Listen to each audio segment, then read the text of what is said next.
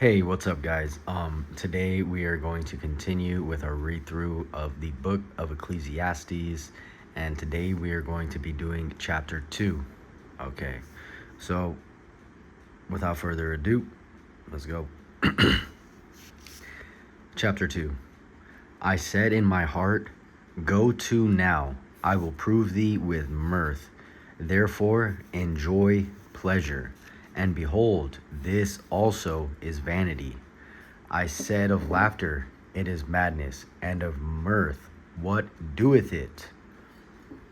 So, those first two verses, real quick, he's pretty much saying, he told himself, go and try all the pleasures of the earth, the world.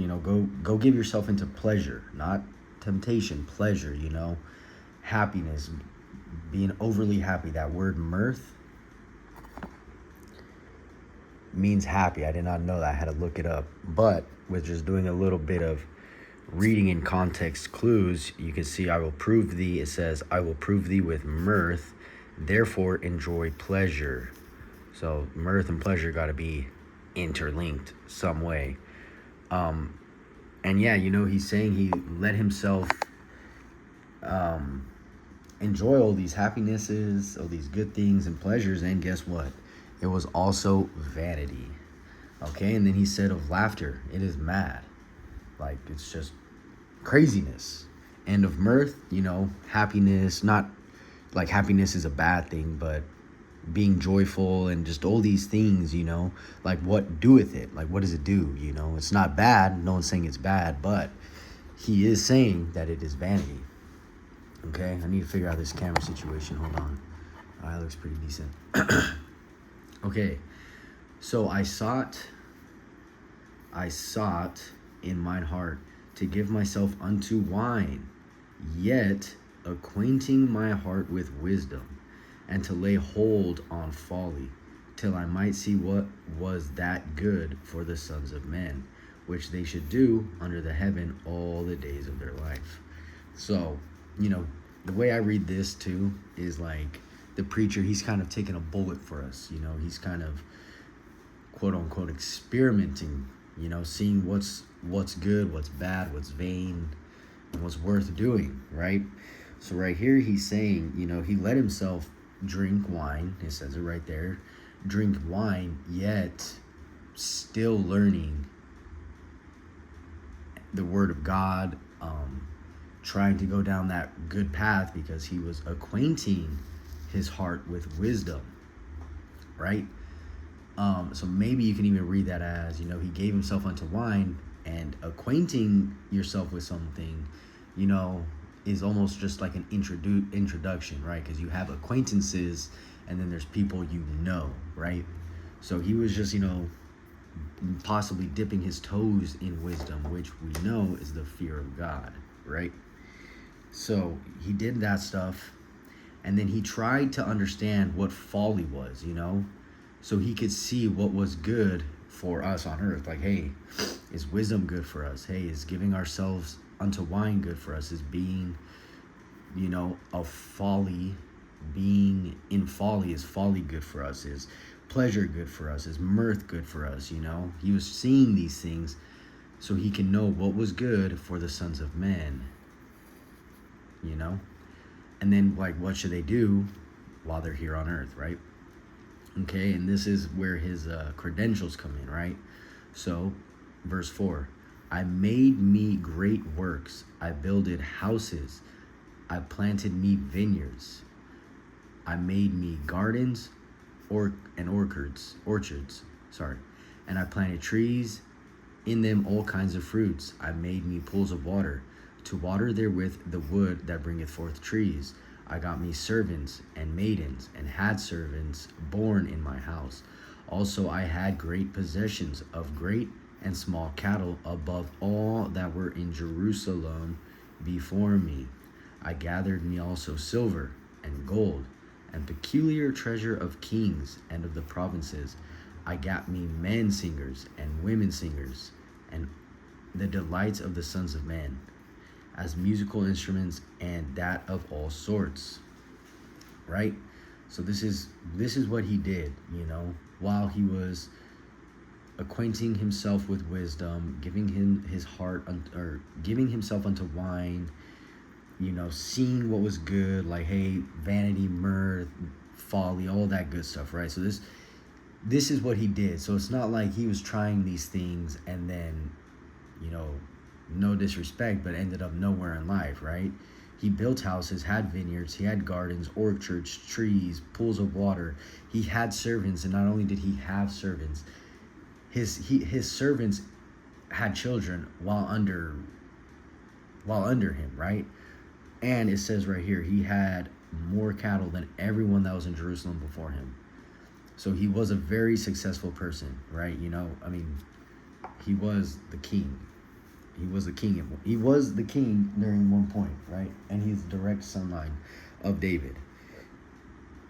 Okay, so just keep that in mind. The person writing this is very successful. He was very successful in everything he did. Okay, and then going on to verse 9 right here. So I was great and increased more than all that were before me in Jerusalem. Also, my wisdom remained with me. Right? So like I said, he was very successful. But right here, also, my wisdom remained with me. That's huge, because it can be very easy for us to lose that wisdom, lose that fear of God, when we give ourselves unto wine, when we become successful, it can be very easy for someone to think that, hey, look, my hands did this, not the hands of the Most High, right? And I think when you start thinking like that, that's when it can be easy for wisdom to leave you. But as you can see, wisdom was with him, so probably why he was so successful, right? Okay, moving on. And whatsoever mine eyes desired, I kept not from them. I withheld not my heart from any joy, for my heart rejoiced in all my labor. And this was the portion of all my labor. Then I looked on all the works that my hands had wrought, and on the labor that I had labored to do, and behold, all was vanity and vexation of spirit, and there was no profit under the sun. Right? So verse 10 kind of ties into verse 1 and 2, where he said, and whatsoever mine eyes desired, I kept not from them. So whatever he saw that he wanted, he got it for himself. And any pleasures or joy that his heart wanted, he gave. He gave it to his heart. He gave anything he wanted. He just gave. He wanted this, he got it. He wanted that, he got it. You know what I'm saying? He wanted this and that at the same time. He got it, right? But right here, I like this verse, and I believe he's going to talk about it a little bit more in this chapter. But he's kind of foreshadowing, right? Something like that. For my heart rejoiced in all my labor. So you're seeing right here, this is the first time I think he's saying his heart rejoiced, right? In his labor, just something to think about. He gave his heart for all these things. Boom, boom, boom. But right here is when it first says, my heart rejoiced in all my labor. And this was his portion, right? Or this was the portion of all his labor, right? There's a little semicolon right there. So maybe the portion of his labor was to make his heart rejoice. I don't know. We're going to need a real expert on that. But that makes sense to me. For my heart rejoiced in all my labor, colon, and we know that whatever comes after the colon usually explains what's before the colon. So, for my heart rejoiced in all my labor, and this was my portion of all my labor, to kind of ease the heart, because when you're working, your mind's on what you're doing. It's not amazing. You're not the happiest person on earth, but at least your hands are doing something productive and good for you, Like they say, idle time is devil's time. So at least you're doing something for the greater good, hopefully. Okay, blah, blah, blah. Verse 11. Yes, and then look right here. Then I looked at all the works that my hands had done, and on the labor that I had done, and behold, all was vanity and vexation of spirit, and there was no profit under the sun. We're going to break that down too here in a little bit. Okay, but as you can see, it's still vexation and vanity, right? So it's not like it doesn't matter, but at the end of the day, it doesn't matter, right? So, but it doesn't mean to not do it, because you still, I think one of the other laws was go forth and multiply. You can't really go forth and multiply if you don't have income or a house, right? A place for your family, a shelter, so to speak. Okay, verse 12. And I turned myself to behold wisdom and madness and folly. For what can the man do that cometh after the king? Even that which hath been already done. Then I saw that wisdom excelleth folly, as far as light excelleth darkness. The wise man's eyes are in his head, but the fool walketh in darkness. And I myself perceived also that one event happeneth to them all. Okay, real quick. So, like we've been saying, he took a bullet for us and figured out or learned and lived and sought out what it meant to live with wisdom, to live with madness and folly, right? I turned myself to behold wisdom. He saw what wisdom was.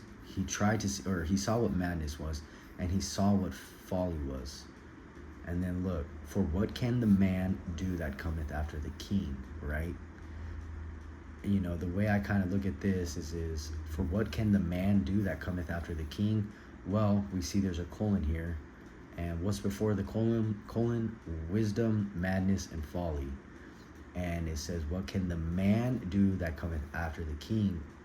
After the king. So wisdom is first. So you can say that's the king.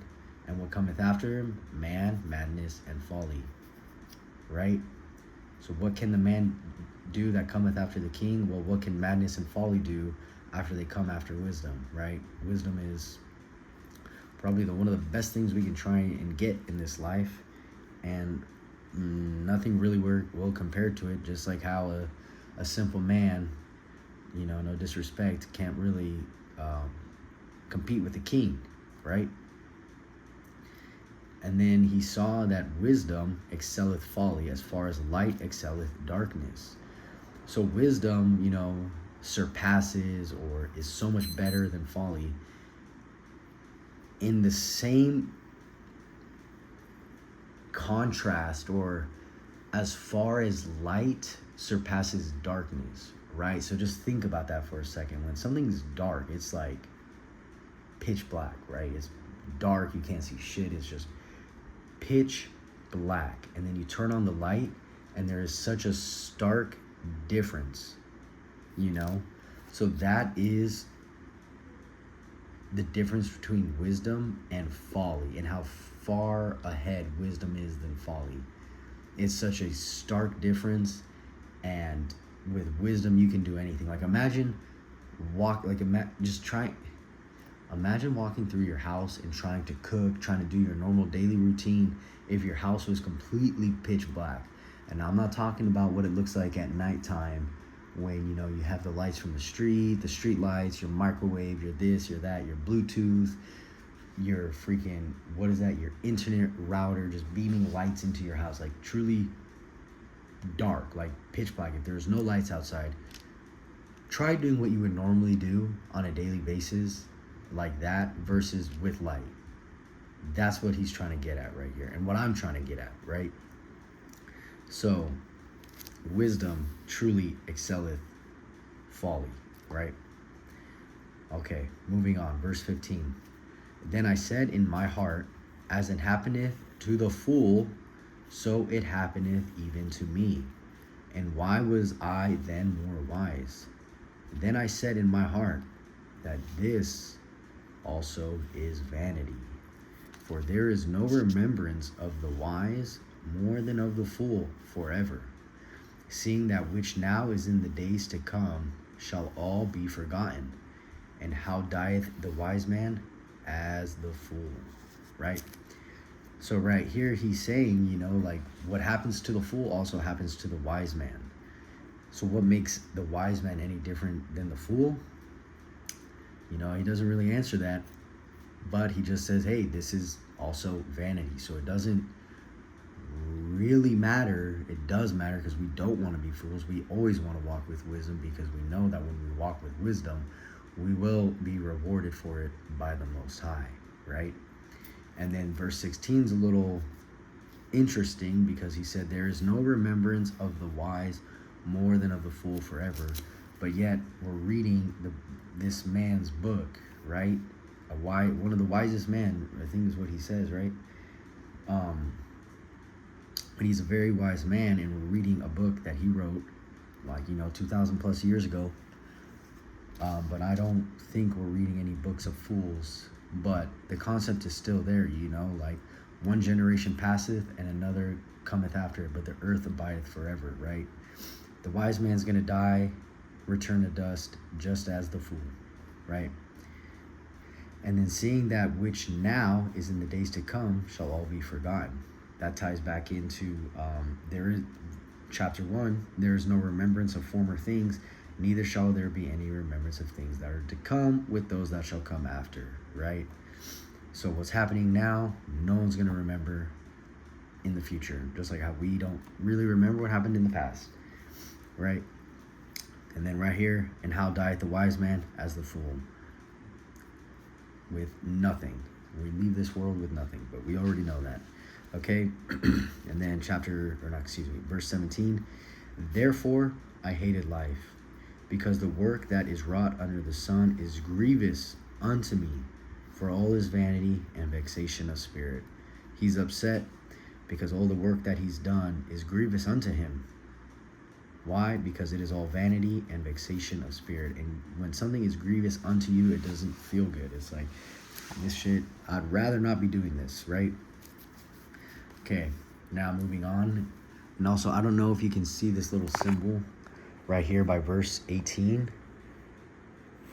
but within the chapter 2, there's going to be a couple of them. I think that's the first one we see. No, it's the second one we see. And then there's another one right here on verse 12.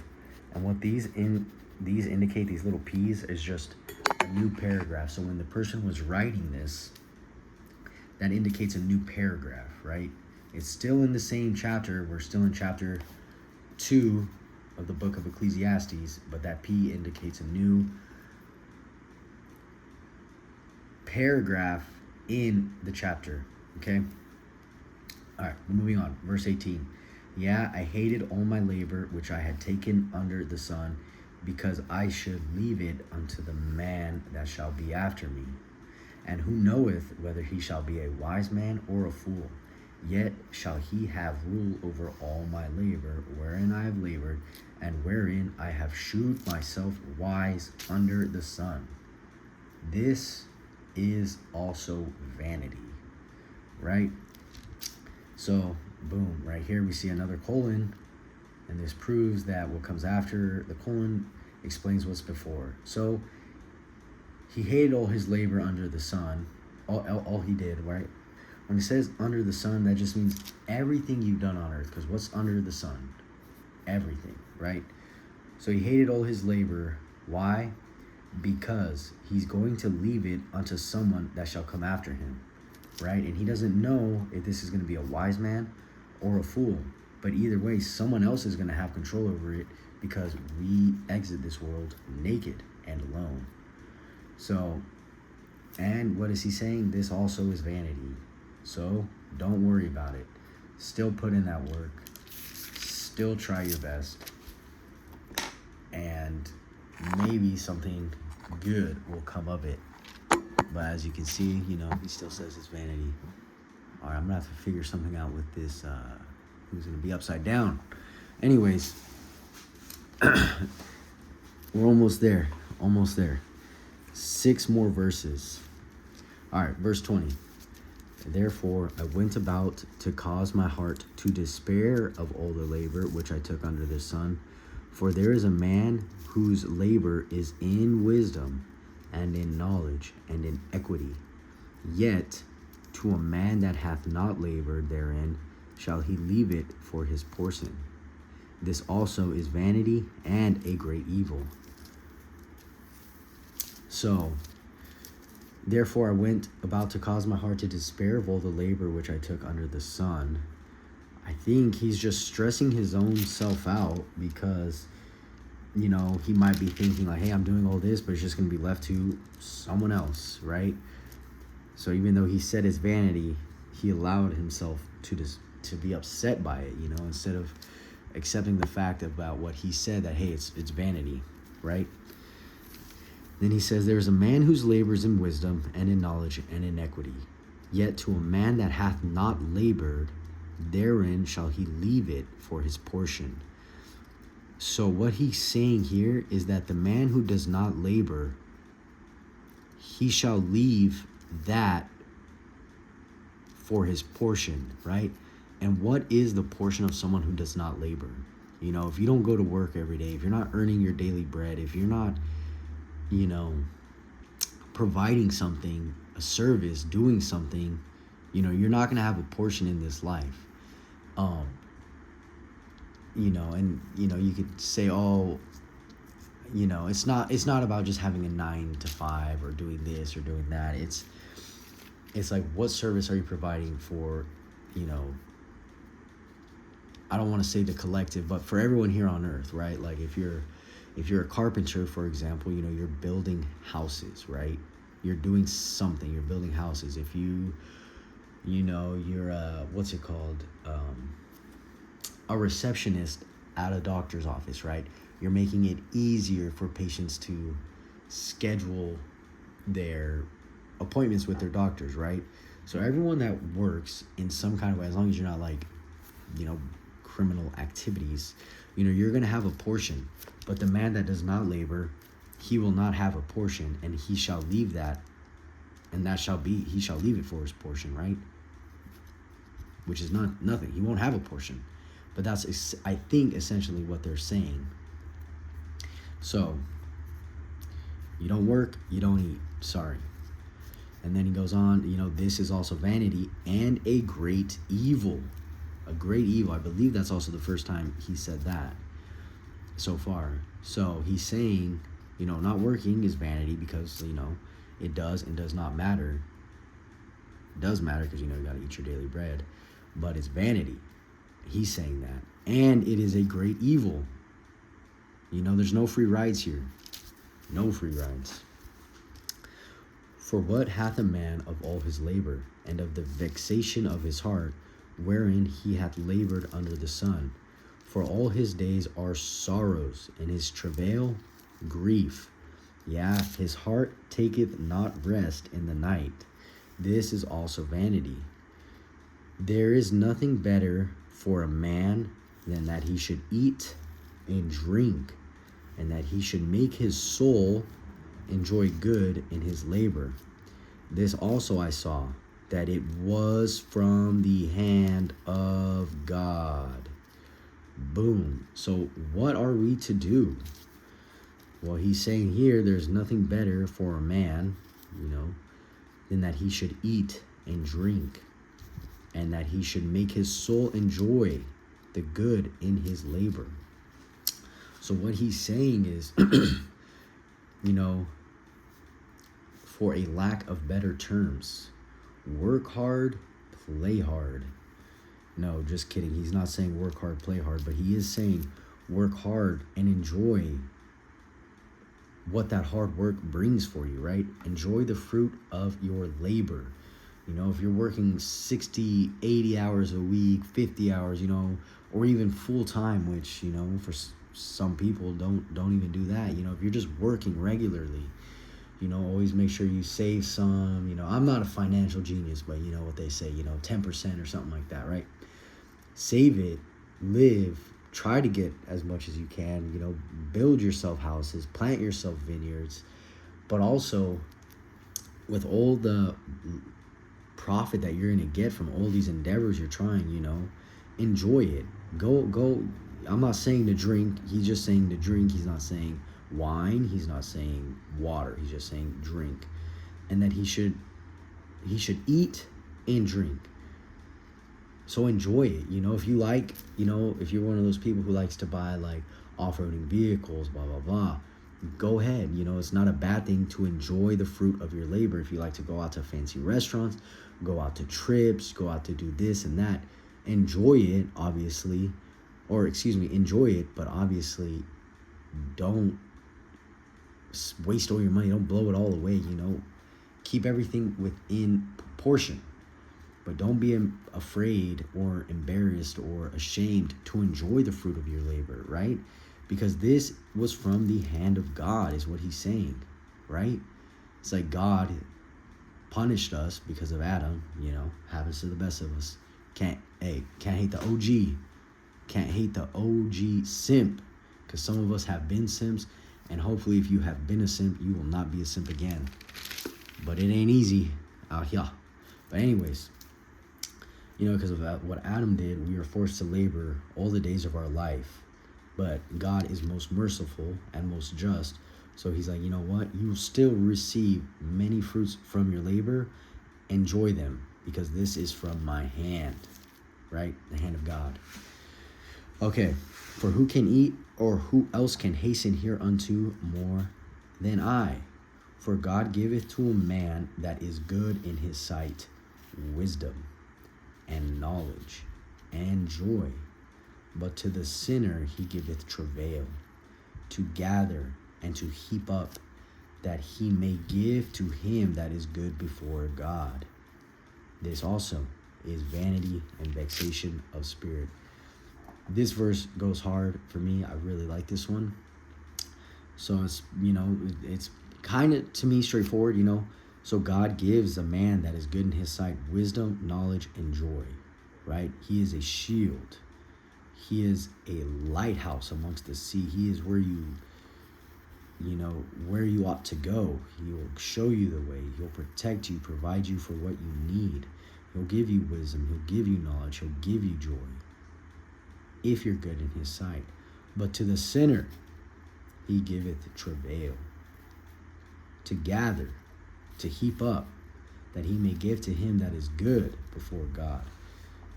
I don't know if I mentioned this story before, but I remember one day, I believe I did, but I'm just going to say it again. So he giveth the sinner travail, right?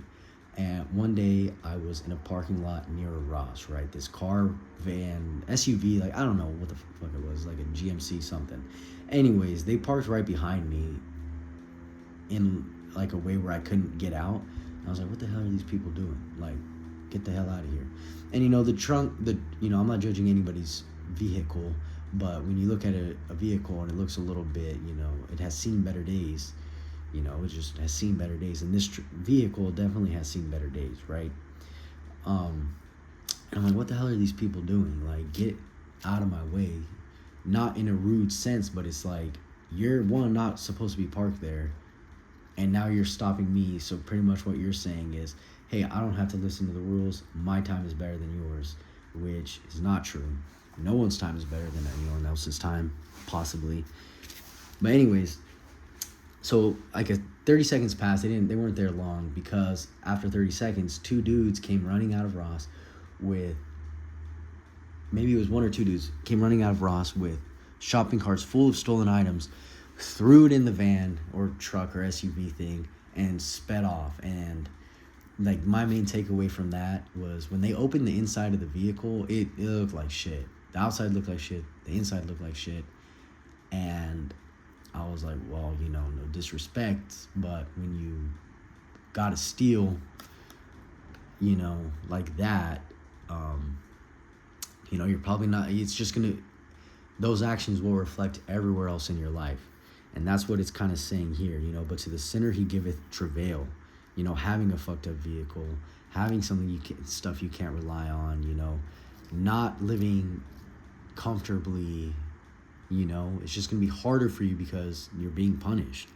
And then he's saying, okay, so to the sinner The sinner is going to gather and to heap up. He's going to work. He's going to or try to work. He's going to gather things. He's going to receive some fruit from his labor, right? But what's going to happen to it?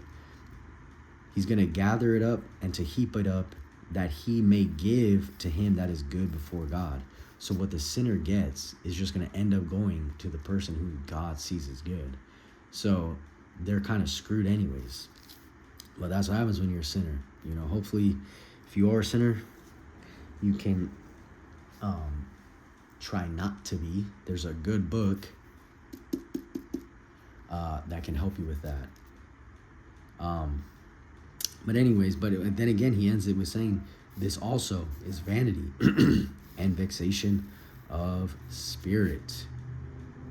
So I guess what we can deduce from this chapter is that, one, everything is still vanity and vexation of,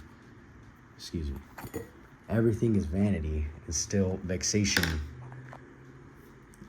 of spirit, right?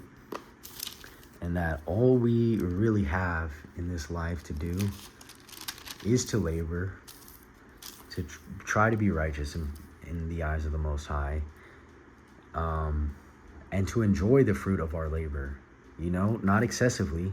Just because he says, you know, to eat and drink doesn't mean to become a glutton and to become a drunkard, right? And just because it says, you know, to work hard doesn't mean to become a workaholic and neglect your health, neglect the body that God gave you that's not yours.